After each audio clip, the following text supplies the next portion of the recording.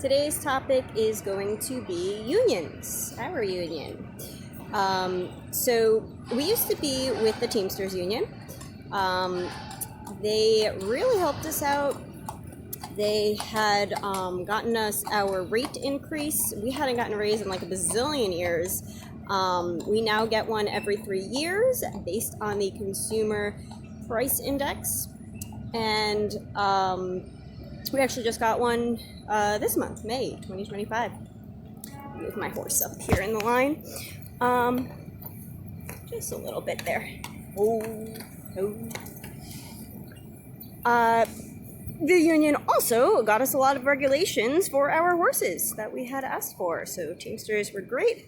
A couple of years ago, we switched to Transport Workers Union, TWU Local 100. They are also great. So Teamsters were bigger overall. TWU is bigger in New York. It's the largest union in the city here.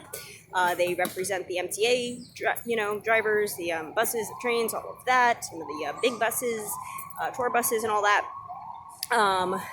We just felt that it would be better in this political climate for us to be with this other union, and was just more appropriate for what we were looking for them to help us out with.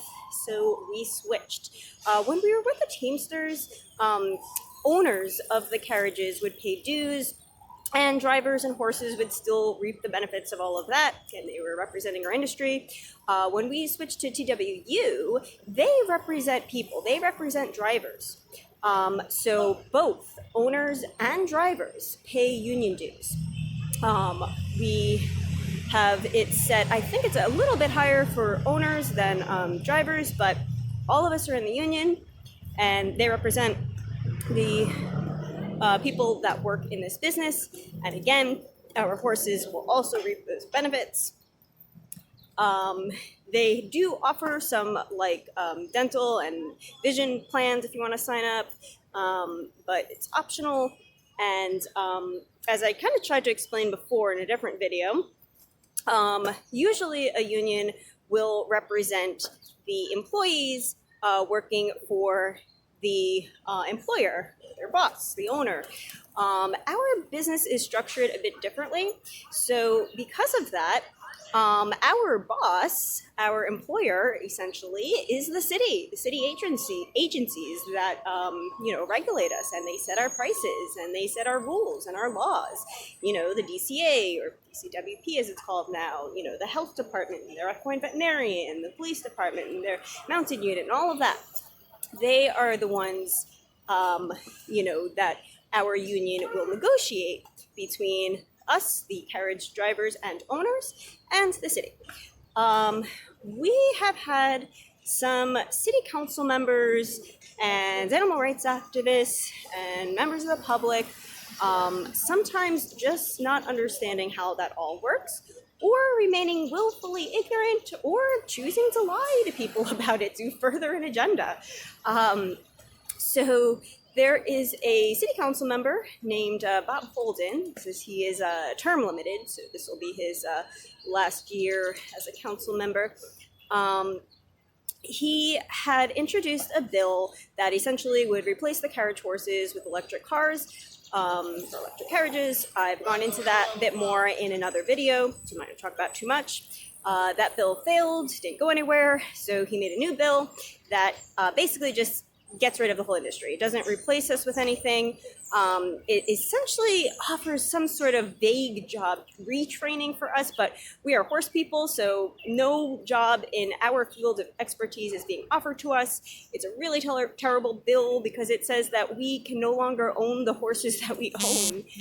I don't even think that is legal to do, that you can just take someone's property.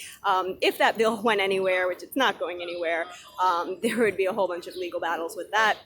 And it says that our horses, just because they were registered as New York City Carriage horses, regardless of their age or health or anything, they would be not allowed to do any work ever again. And that would be terrible, because a horse like this needs to work to thrive, and that would really be depriving them of good care. So this council member, I don't know if he knows that he revealed some of this or not. We once went and met with him, a few of us drivers and some owners, had a little conversation with him, and he, basically these bills against us were originally supposed to be introduced by a different city council member, and he wanted to, try to be speaker of city council. And he knew that supporting a ban on carriage horses in New York City is political suicide. He saw what happened with Mayor de Blasio and that administration and the city council members. The public is on our side. So it's like, you don't want to go against the public and the city and everything. That means you've probably got real estate interests or some big money or something paying you off if you have that stance. And he knew that there was no way he could become speaker. Or have a chance at it anyway if he would, create this bill. So he got his friend Bob Holden to do it. And Bob Holden was like, hey, I've got hundreds of bills introduced. Sometimes they go nowhere, but I've got no problem pushing this through because I don't care what people think, and I'm term limited anyway. So we wound up with this insane bill in city council. Has not yet seen a hearing because nobody wants to advance it. Obviously, our union is against it. And, they're on our side and fighting for us and our horses. So you now have these animal rights groups that want to get rid of us, and city council members like Bob Holden, spreading this idea that our union does not operate the way it does. There was a recent interview that Bob Holden did, which I was surprised by because he's lying. I don't mean he's misled, he's misinformed. I mean he's lying because we have informed him of the facts. We have shown him the facts. We have shown him the truth. We have debunked the things he is saying, and he chooses to repeat those claims again. So to me, someone's paying him in some way. He is benefiting, lobbyists or whatever. I don't know exactly who, but he is benefiting in a way that is causing him to make these false statements knowing they are false. It's really unfair to do that. It's very frustrating for me on a personal level because I face-to-face met with this person. I shook his hand. He just refuses to absorb logical, factual information, or refuses to, stop repeating these lies to people. So the lies I'm getting at, there's a whole list. I'm probably going to have to do a separate video with this recent interview he did, just point for point, point out how he is not telling the truth here. But what they say is that our union represents owners and not drivers. As I just explained, drivers pay union dues. They are representing drivers. A lot of owners are drivers. There are 68 medallions, like a taxi cab medallion. So 68 carriages, 68 privately owned separate businesses in our industry. We just all follow the same regulations of the city and have the same prices and the hours the horses can work and the temperatures they can work in and all of that. So within all of that, you have 68 businesses that operate slightly differently. You may have someone who owns the medallion and owns the carriage and owns the horse working one shift, and then they have their driver go out with their other horse on a different shift. You may have a situation where the owner has the driver essentially manage the business for them, and they trust them and their opinion and everything to run everything for them. But the owner will still take his portion of the rides that you do and pay for the upkeep of the horses in the carriage. Generally, an owner will take a certain percentage of each ride you do to cover the cost of their own living and the upkeep of the horses and their carriage business. So then you will have owners that do not have a driver and work the shift themselves. Then you've got drivers that are kind of managing everything, and you have drivers just doing a shift. Some drivers choose to buy their own horse, and they own that horse that they drive for that carriage owner. You have some people that are just part-time, some people that are full-time. You have a whole combination of things.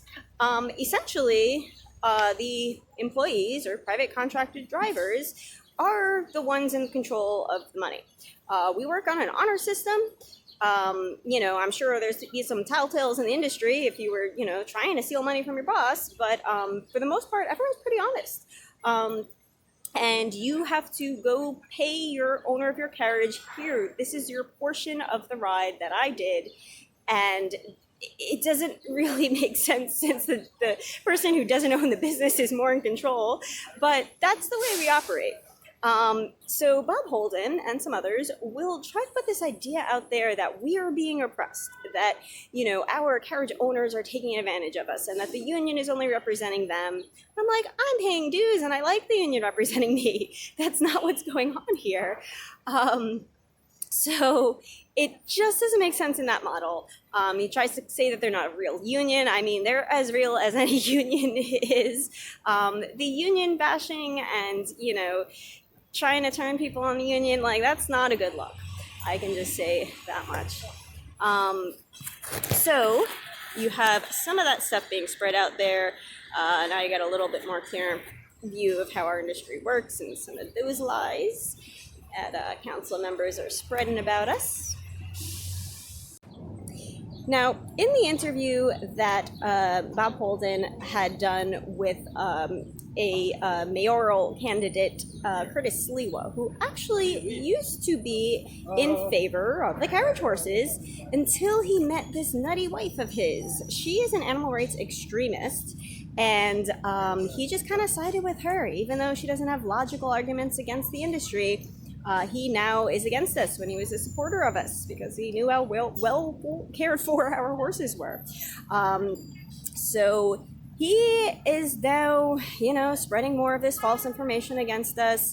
And he was in that interview and, you know, he was calling us like animal abusers. Like, him and his wife had about 20 cats, hoarding cats in an apartment.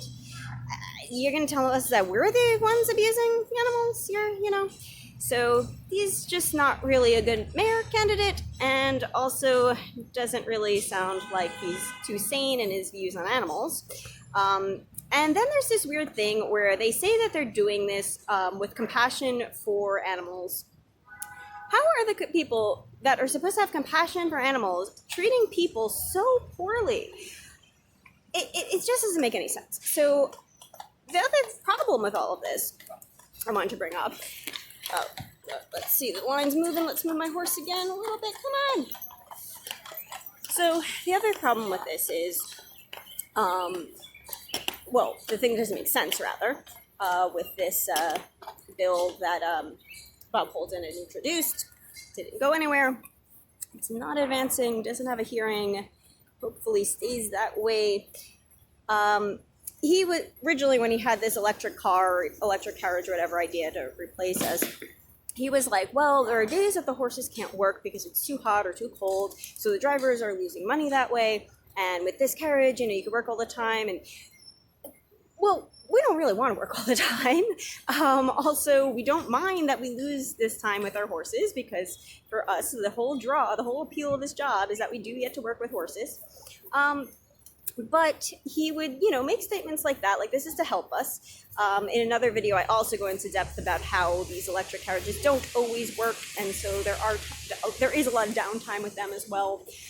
But he will make these statements, and then simultaneously, he will make this other false statement that says the horses work in all kinds of weather. They're out there if it's too hot, they're out there if it's too cold. Which one is it? You've just made two conflicting arguments. I have him giving some speech at City Hall about this, and I cut up all the clips to show how much he flip-flops back and forth on his opinion on this. You can tell it's on his opinion. You can tell that, you know, he's just trying to say any little point he can, even if they conflict with each other and both cannot possibly be true, to try to further this ridiculous bill. And you can see through it.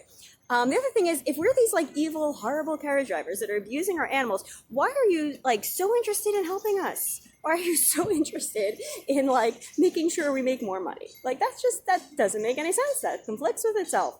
You know, in one sentence you talk about how we're these terrible people and doing wrong by our horses, and then say you care about us so much, you want to make sure we make more profit. And I am just I've really learned how corrupt our politics are on a small scale from these local politics, and how it expands into the bigger picture from following all of this. But hopefully I've also explained a little bit of that about that to you guys too now.